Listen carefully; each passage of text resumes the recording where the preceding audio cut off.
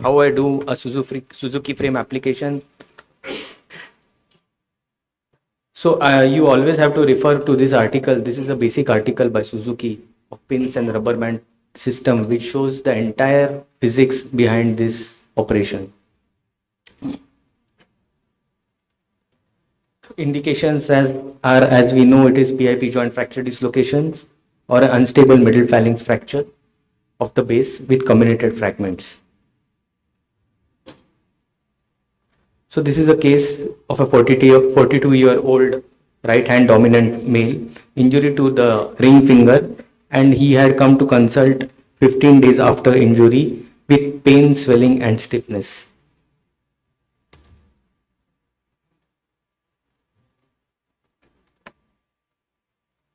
So this is the basic instrumentation. What you need is a drill. Then you need K wires. The size of the K wires is very important here. You need a long K wires because in usual our operation theaters we don't have long 9-inch K wires.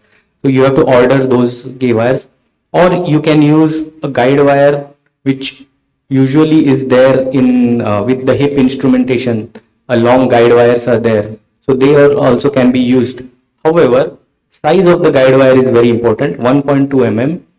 So 9-inch wires, 6-inch wires, 1.2 mm, and then there should be a 1 mm wire which is a blocking wire, sturdy needle holder, nose pliers, and a rubber band IV set. So we use this IV set rubber band here like this. So this is very important. Nowadays this is not available in many hospitals, so you can use the silicone rubber as well.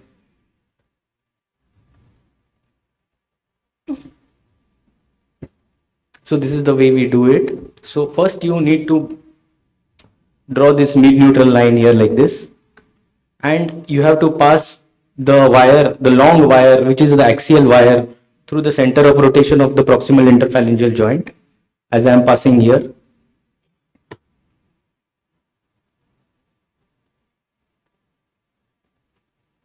So positioning this wire has to be done under C-arm guidance. You have to note and find the center of rotation, and it should be on this. It should be on the mid-neutral line. As you can see in the picture around here, it is in the center. So pass this wire across.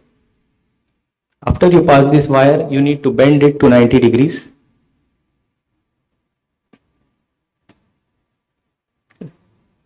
Then you pass the second wire. This second wire should be parallel to the first wire.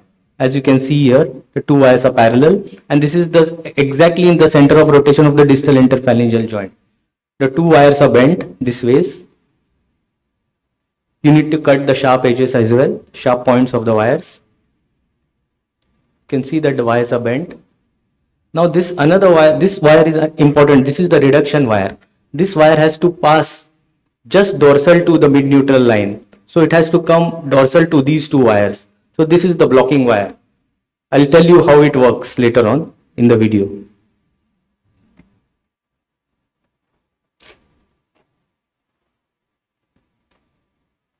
So I'm checking whether this wire is falling behind this wire.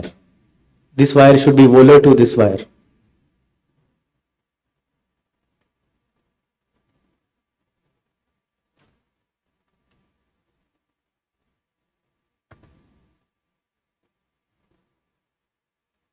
So this is the frame construct primarily which is made.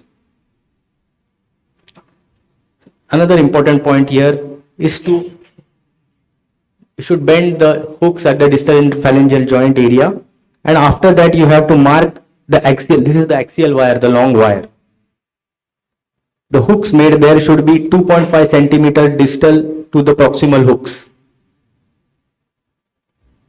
So what you can do is you can mark these points like this.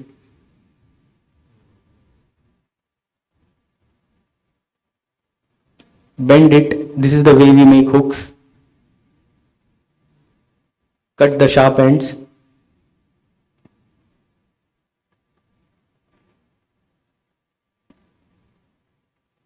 I'm again checking whether it is 2.5 centimeter.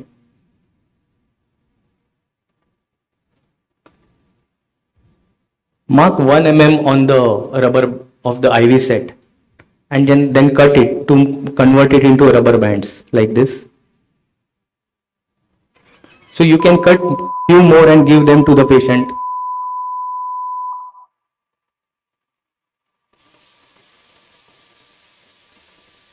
This is the way, and this is the way the frame works. The dorsal block wire converts this force and reduces the fracture. This is the way patient is on table moving his fingers. It's done under local anesthesia. A reduction well achieved.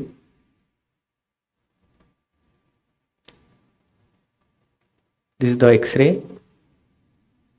And this is the movement after 3 months. You can see that the joint is well aligned and concentric. Thank you very much.